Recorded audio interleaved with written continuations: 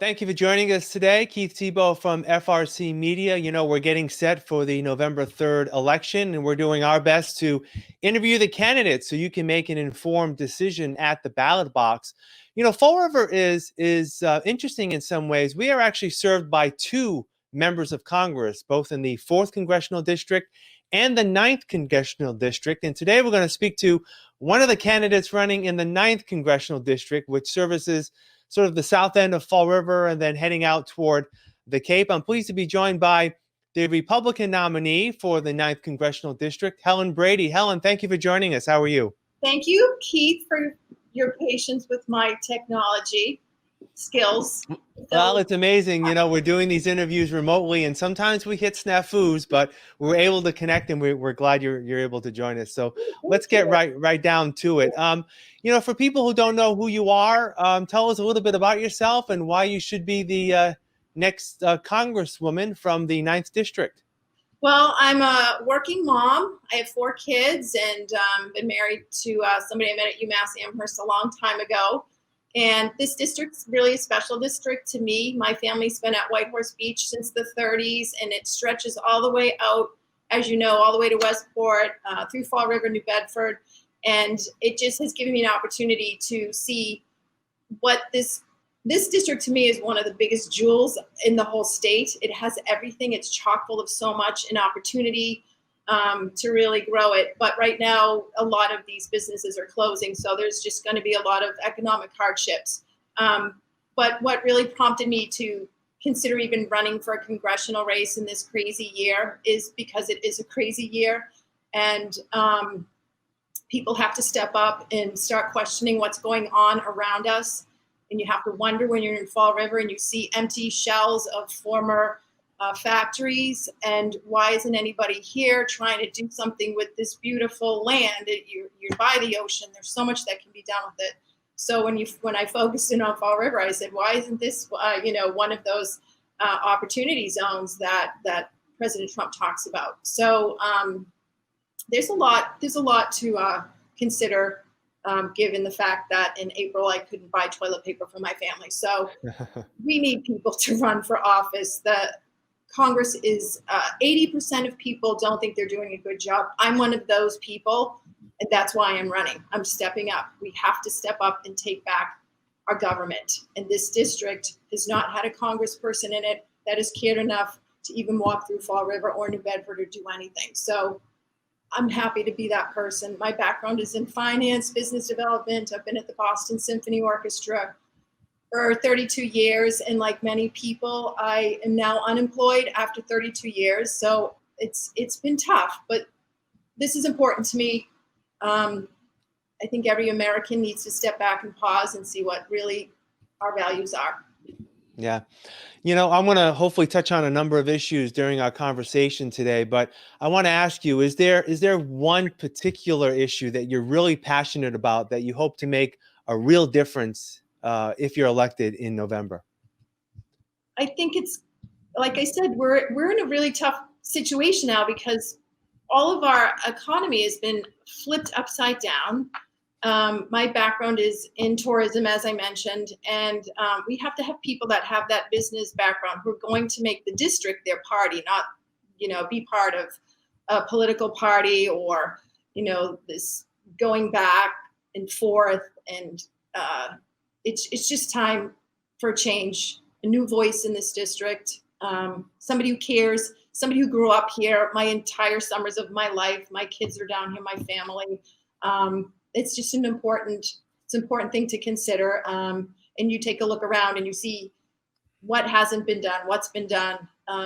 But most importantly, when you do look at places that need an economic recovery, it's going to be doubly as hard, but I would be committed to that.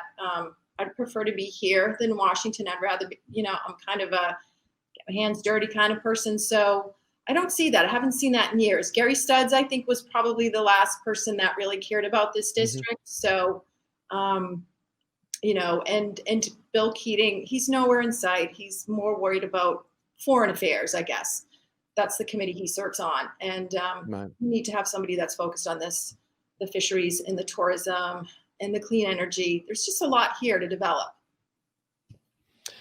I want to ask you about one of the biggest news items of the day, even though this is more of a Senate activity, but of course the passing of Justice Ruth Bader Ginsburg last Friday, and the Senate's intention, Senate Leader McConnell looking to fill that in a short period of time. Of course, the Democrats are talking about how in 2016 there was 9 months, 8 or 9 months before the election, and the Supreme Court seat left by Justice Scalia was not filled. Do you think the Senate should move forward and appoint, and President Trump making an appointment to that seat?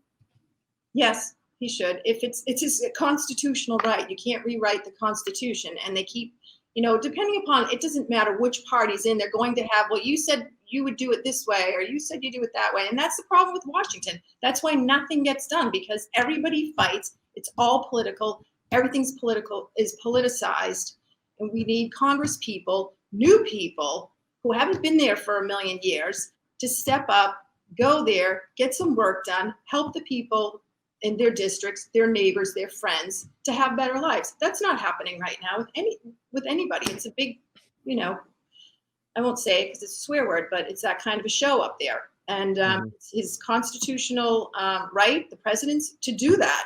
That's just the way it is. You don't like the rules? Well, that's our Constitution. It wasn't made up so that we could keep changing it at whim because of who's in the office and who isn't. If he chooses to exercise his constitutional right as the president, then that's up to him. But getting back to 2016, should the Senate have taken up Merrick Garland? That is, their right to approve or disapprove a Supreme Court justice. It was up to them at the time. Again, it's whoever's in office. It's going to change every 4 years. And the Supreme Court nominations and the hearings show how everything's just gone down the tubes in terms of respectability and just being kind, lack of another word. I don't like to see that. I think people should be judged on their character and their experience. And instead, you see what it's turned into. It's just, there's no respect. There's no respect. And everybody's taken aside. And the people that get left out are the people in the middle, which are always the middle class. Yeah, and I actually want to get to that's actually a good point. We hear that Washington is extremely polarized, right? You've got those on the far right, those on the far left, and that appears to be driving the discussions a lot in Washington, where many people tend to be in the middle, right? In Massachusetts, most voters are unenrolled. They don't belong to a party. So how important is it for you in reaching out to voters to sort of say, we've got this polarization in Washington, but, I want to try to cater to those that are mainly in the middle? Yeah, well, I'm as a person, I'm known to speak my mind. I call it like I see it. I'm a straight shooter. I don't play games. And fortunately, I'm beholden to no one. I will do what's right for the district. I don't have it in my soul to sell out. It's different when you're in there forever and you just start to lose your ability to discern, good judgment. It's hard to describe, but it feels like a soulful thing to me where I couldn't do something I didn't feel good about. It's just who I am. And when you're in Washington and they do call it a swamp for some reason, we know what that reason is, and more people have to step up and run for office. If I didn't step up and run, Keating walks right in. And I don't know if you're aware what battles I've already been to get my name on the ballot because he tried to block that. And that ended up costing $75,000. I got my signatures from voters. And then I had to go through hoops to get my name put on after they were already certified by his friend, Bill Galvin, the Secretary of State, who's also in charge of the elections. So you can imagine how I feel just as a person, a mom. I'm just running. I'm trying to do the right thing. I'm trying to follow my values in my heart. And I want my children to see you have to be involved because anything can happen. You saw it in the last 8 months that people suddenly don't have jobs. Their property, for lack of better term, has been seized. They can't open their businesses and whatnot. So this is a really weird time. And what was done to me to get my name on the ballot, to me, is a crime. $75,000 later. Hmm. I want to get to some of the issues. I want to start with COVID-19. I guess history will sort of be the final arbiter, if you will, in terms of what happened, what went right, what went wrong. But I guess I want to focus on the short term and getting people back to work Yeah. and helping out with reviving the economy. What are your views in terms of the role the federal government should continue to play in terms of providing financial assistance to local small businesses, and should the government providing some help, federal government, for state and local government who have seen a shortfall as well in revenue?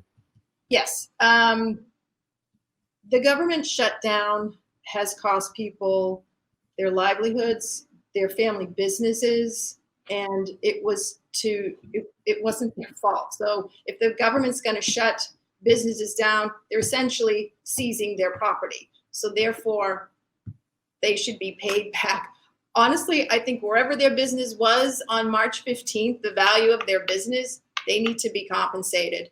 It was overreach. Everybody knows it.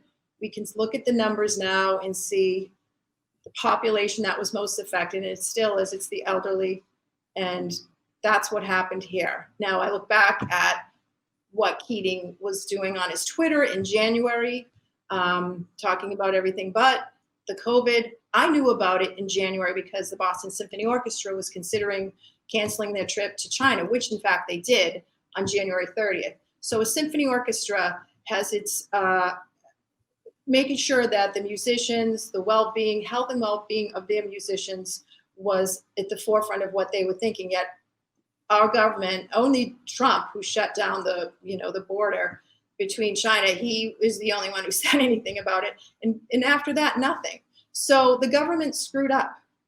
I'm convinced of that. And I think a lot of people are paying the price, whether it's people who needed mental health services, their businesses, families, really very disruptive. And I don't know how long it's going to take to recover that. But we need people in like me. There's also Julie Hall, you mentioned. She shares the district, and she's a dynamo. And I think the two of us could do a lot of great things for Fall River. I want to get into healthcare now. There have been moves. It sort of gets back to the Supreme Court in some ways as well, as they're expected to hear a case in November that could impact Obamacare. What are your thoughts in terms of the future of healthcare in this country, and what should that direction be? Well, we're a first world country. Nobody should be without healthcare in the United States of America. That's my feeling. I think Romney and Kennedy had it right when they first put the healthcare connector in Massachusetts. And I would prefer that healthcare be back to the states. And that's what I would do, federalizing it. Every state's different. Every state has different healthcare issues. So I think I'd like to see it go back to the states. And I just don't think anybody should not have access to healthcare in the United States. We're a first world country, and we should treat everybody that way.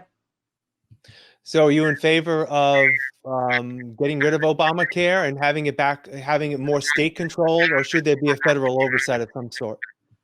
As little federal oversight as possible. I mean, there are people who have been, again, in Washington for so many years that have been working on this or not working on this. So for somebody like me to get in there, I would have to peel back the onion and have all the information that makes sense for our district in Massachusetts. Right. I want to shift gears now. One of the other items that has been sort of in the forefront, especially since late May and Memorial Day and the death of George Floyd, is the talk about Black Lives Matter, racial strife in this country, and police reform. What are your thoughts on how the federal government should deal with those issues? As far as police reform goes, I think again, I'm going to go back to Keating, who I'm running against, and I feel like he turned his back on the police. It's radical legislation that puts our policemen at physical and legal risks. I think it was politically motivated rather than taking a moment and pausing and saying, okay, what can we do right here, which is probably give police more mental health support, not scare them and not scare people and leave communities vulnerable. You don't just throw this bill out there. Do we need certain reforms? Of course, everything needs reforms. Look at what years, again, I go back, it's 2020.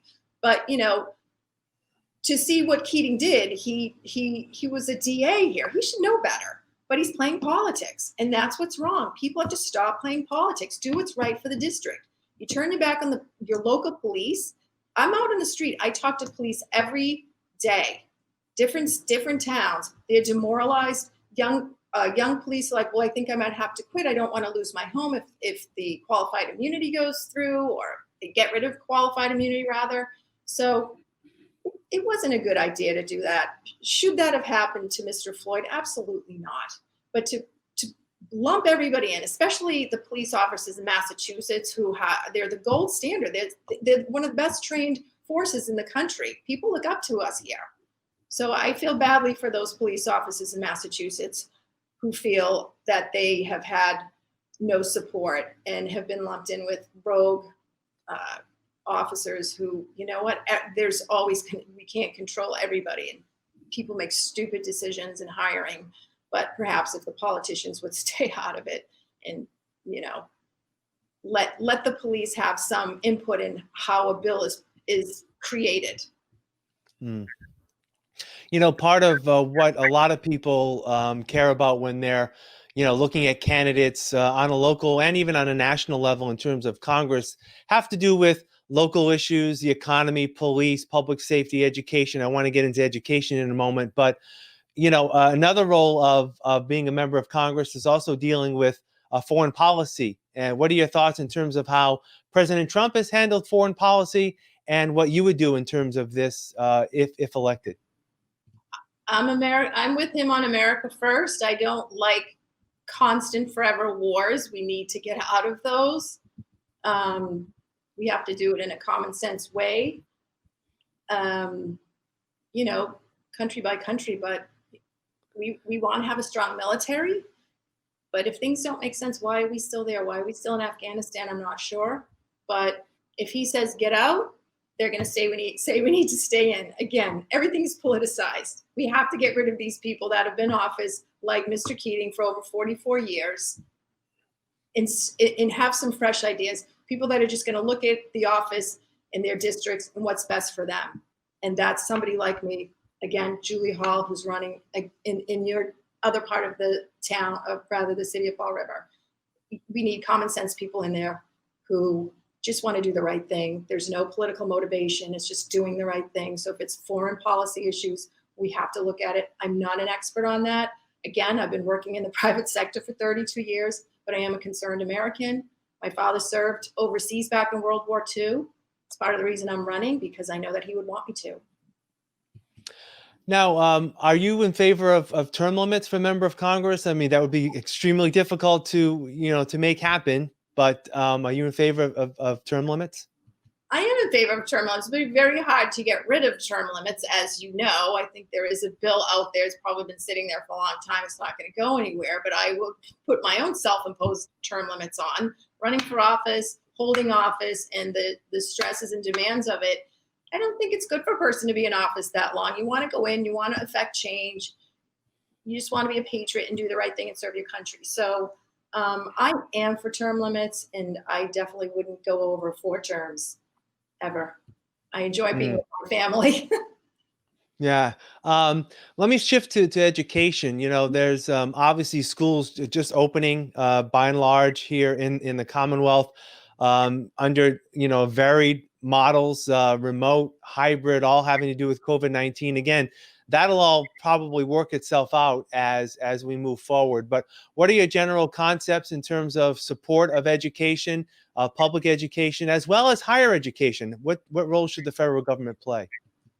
Again, I was like as much state controlled. I'm not a fan of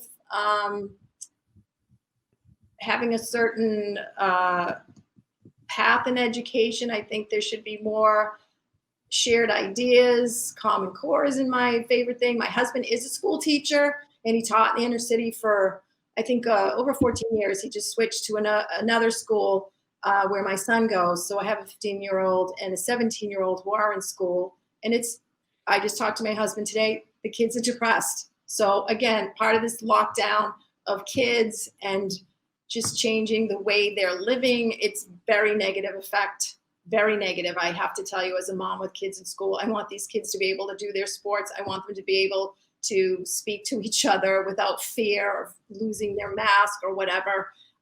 We need to get these kids back on track.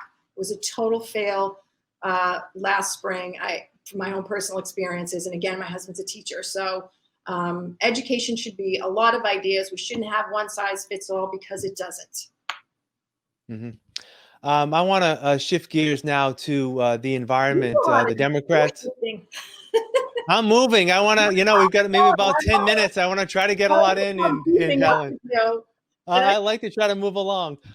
Many on the far left are pushing the Green New Deal in terms of an environmental policy and also a jobs policy. What are your thoughts on that proposal?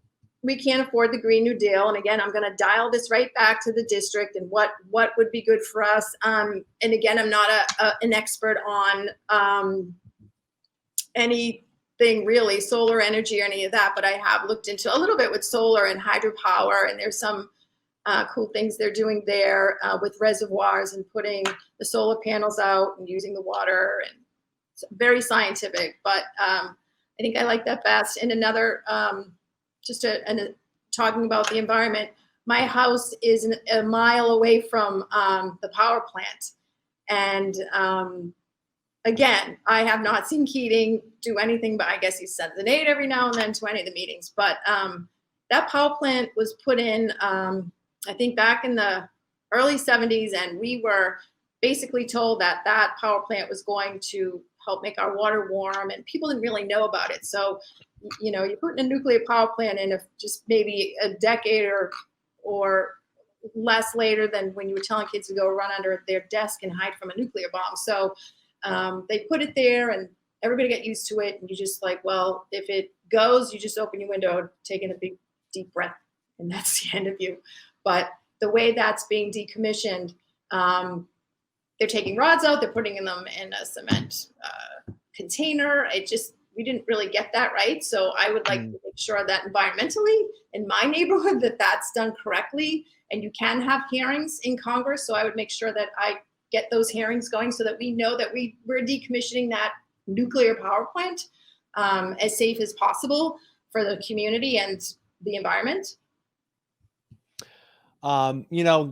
We talked about how COVID has impact local businesses, small businesses. But, regardless of COVID, what are your thoughts in terms of government support of local business, either through, tax policies or other incentives to kind of grow our economy after COVID is over, getting back to where, President Trump says all the time that, prior to COVID, the economy was doing very well. Unemployment was low. Jobs were plentiful.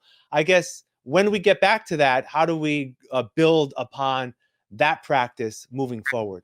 Well, I think we have to get over a lot of the COVID fears. A lot of the focus on the media was on the most extreme cases, when in fact, a lot of younger people,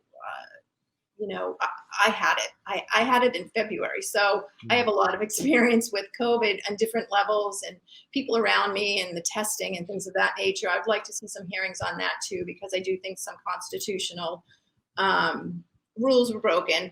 And it's important that we talk about that once all the dust settles, of course, looking at numbers and making sure reports were accurate and what role the media played in fearing with the fear mongering. I think that's been going on. Again, there are a lot of cases like me. I had it in February, well before anybody was really even talking about it, other than the Boston Symphony Orchestra that knew about it and myself.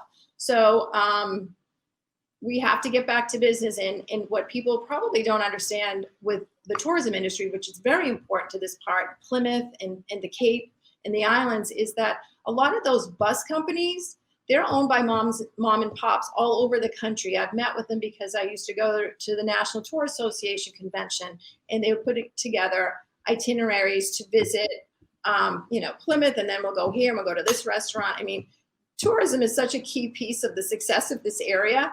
But if those mom and pops don't have any federal bailouts, they didn't. Their bus companies, the airlines did. But that's something that I would try to work with in that industry to make sure that those people are back on the road and coming back here to spend money and time and see all the beautiful things we have here. Immigration has also been an issue. President Trump, was part of his platform in 2016. It still is in some respects. What are your thoughts on immigration reform? How should we handle people who are currently under the DACA program, and how should we move forward? Well, again, you can't have open borders, and you've had people in office who should have been working on this decades ago, and they didn't, and they're still all out of sorts over it and haven't figured it out. So what does that tell you? We need new people in office who are compassionate and want to do the right thing. By us not securing our borders all these years, Democrats and Republicans are to blame for this. It's like some of these people that have been in office forever and their families, they never leave. And it's like, just leave. You didn't have a solution for this. Just get out and let new people come in that are compassionate, are going to do the right thing. When you have the borders open like that, you create a health crisis. A lot of drugs came in here. There's a problem here with drugs. It's awful. And imagine if they spent $2 trillion on getting drugs off the streets down in Fall River and other parts of the state. Imagine the effort. Imagine the education to kids to put on your mask. How about don't do drugs? Imagine if that education happened. What we can do, it just shows what we can do with our society. By getting people to wear masks, imagine that if we put that focus on kids and making better decisions, that would be pretty amazing. As we wrap up, we talked about the polarization, and you're only going to be one of 435 on the House side. I'm friendly, Keith. No, I know, but I guess my question to you is, there's been a lot of gridlock. You talked about the swamp, and other people have talked about the swamp. It happens everywhere, Keith, just so you know. Yeah. How as one member of Congress will you be able to hopefully bridge a divide and create some more bipartisanship in Washington? I'm not a shy person. I will go up to people. I have no problem doing that. I worked with so many celebrities over the years and telling them what they have to do, where they have to go. And it's just having the chutzpah to, take some ownership, take some leadership, be friendly. Tip O'Neill had it right. And, working with Reagan, you can't have these hateful exchanges. They don't help anybody. And that's all it's turned into. It's like a bunch of babies. Honestly, it's almost like junior high. And we have to get past that. We have to get new people in office. These people have to go away. All of them. They've been in too long. It's like they won't let go, They just will not let go. Again, that's both parties. I'm not just talking about Democrats. I'm talking about Republicans. So it's time that we, as people, start running for offices, run for, local office, state, just get involved. It's our country. Look where it's going. It's not going in a good direction. It just isn't. Yeah. All right, Helen Brady, Republican candidate for the Massachusetts 9th Congressional District. I appreciate your time. Thank you for joining me. Good luck in the election. Thank you. Bye. All right, take care. And we want to thank you for joining us here on FRC Media. I'm Keith Tebow. Again, make sure to vote on November 3rd.